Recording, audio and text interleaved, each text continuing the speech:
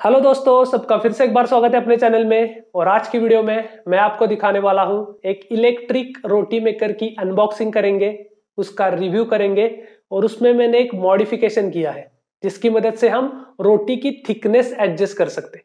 तो ये वाला फीचर किसी भी रोटी मेकर में आपको दिखाई नहीं देगा। ये मॉडिफिकेशन मैंने इस रोटी मेकर में किया है। तो पहले हम इसकी अनबॉक्सिंग करते हैं, उसके बाद ये मॉडिफिकेशन और रिव्यू देखते हैं।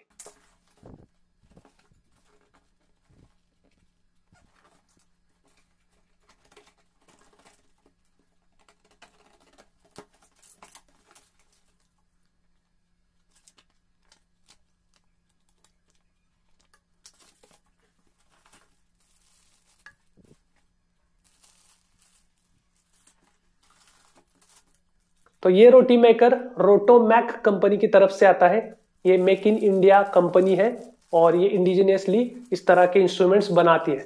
तो जब मैं इसको अनबॉक्स कर रहा था तो आप देख सकते हो उसके आगे का एक पोर्शन है वो टूट गया था, वो ट्रांसपोर्टेशन में टूट गया था। तो अब इस कंपनी के बारे में मुझे ज़्यादा पता नहीं था, तो मुझे लगा अब शायद मेरे पैसे डूब गए और मैंने सोचा इसी बहाने से इस कंपनी की सर्विस भी मैं चेक कर सकता हूँ। तो मैंने क्या किया, इसकी जो अनबॉक्सिंग की वीडियो है इस वीडियो को मैंने उनके व्हाट्सएप नंबर पे भेज दिया और 2 ही मिनट में मुझे उनके ओनर का खुद का कॉल आया। खुद ओनर ने मुझे कॉल किया और उन्होंने मुझे पूछा कि अगर आपके इंस्ट्रूमेंट में कोई प्रॉब्लम है, कोई इशू है तो हम फ्री ऑफ कॉस्ट उसको बदल देंगे, रिप्लेस कर देंगे। और अगर उसके कोई किसी पार्ट में भी अगर इशू है तो वो पार्ट भी हम रिप्लेस कर देंगे। तो 2 दिन में मुझे ये रिप्लेसमेंट पार्ट मिल गया और ये रोटी मेकर फिर से काम कर गया। तो इस रोटी मेकर को मैंने इसलिए सिलेक्ट किया था क्योंकि इसका साइज बहुत बड़ा है।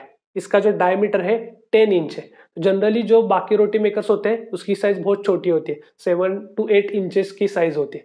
और इसके जो वॉटेज है वो भी 1100 वॉट है। जनरली जो होते हैं वो 900 वॉट्स के होते हैं, तो 1100 वॉट का है। उसकी वजह से बहुत जल्दी गर्म होता है और उसमें रोटियां भी काफी सॉफ्ट बनती है। और तीसरा एक फायदा है, इसके जो एजेस है ये थोड़े ऊपर आ गए हैं। तो उसका क्या फायदा होता है, जब हम आटे को उसमें रखते हैं और प्रेस करते हैं तो वो बाहर नहीं आता। जनरली जो प्लेन रोटी मेकर्स होते हैं उसमें क्या होता है, वो बाहर आ जाता है। आपने बहुत वीडियोस में भी देखा होगा, वो साइड से बाहर आती है, अच्छे से बनती नहीं है। तो ये तीसरा फायदा है। और जब हम नए नए रोटी बना रहे होते हैं किसी भी रोटी मेकर पे तो हमें कुछ प्रॉब्लम्स फेस करने पड़ते हैं।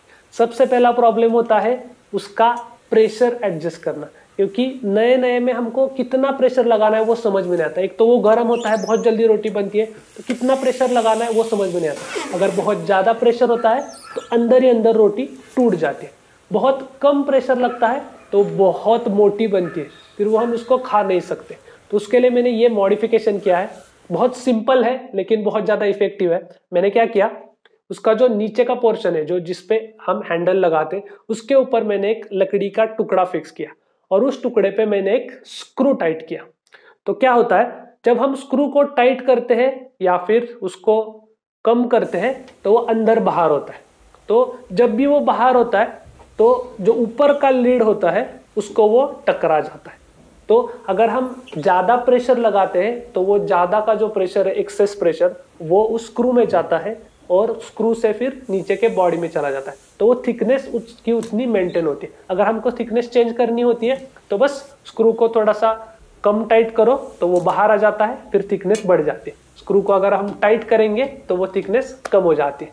तो उसके वजह से अगर थोड़ा सा ज़्यादा भी प्रेशर होता है तो वो रोटी की थिकनेस उतनी मेंटेन रहती है और रोटी टूटती नहीं है। तो ये काफ़ी सिंपल मॉडिफिकेशन है। मैंने कॉल करके उनके ओनर को भी ये बताया तो उनको भी बहुत अच्छा लगा। वो बोले कि अगर आपने इस तरह का कोई मॉडिफिकेशन किया है तो मुझे वीडियो आप भेज सकते हो। इसके 2-3 फायदे हैं। अगर आप सैंडविच बना रहे हो तो अगर आप इसकी थिकनेस बढ़ाते हो, स्क्रू को बाहर निकालते हो, तो परफेक्ट थिकनेस के सैंडविचेस बनेंगे।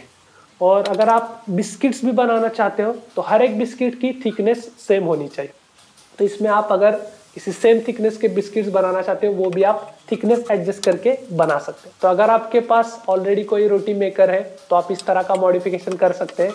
और अगर आपके पास रोटी मेकर नहीं है लेकिन आप लेने की सोच रहे हो तो इस ब्रांड को आप कंसिडर कर सकते हो। इनकी सर्विस काफ़ी अच्छी है।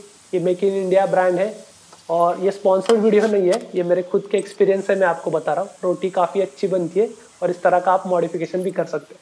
तो आज के वीडियो में इतना ही, मिलते हैं अगले वीडियो में। तब तक के लिए आप अपना ख्याल रखिए। Bye bye.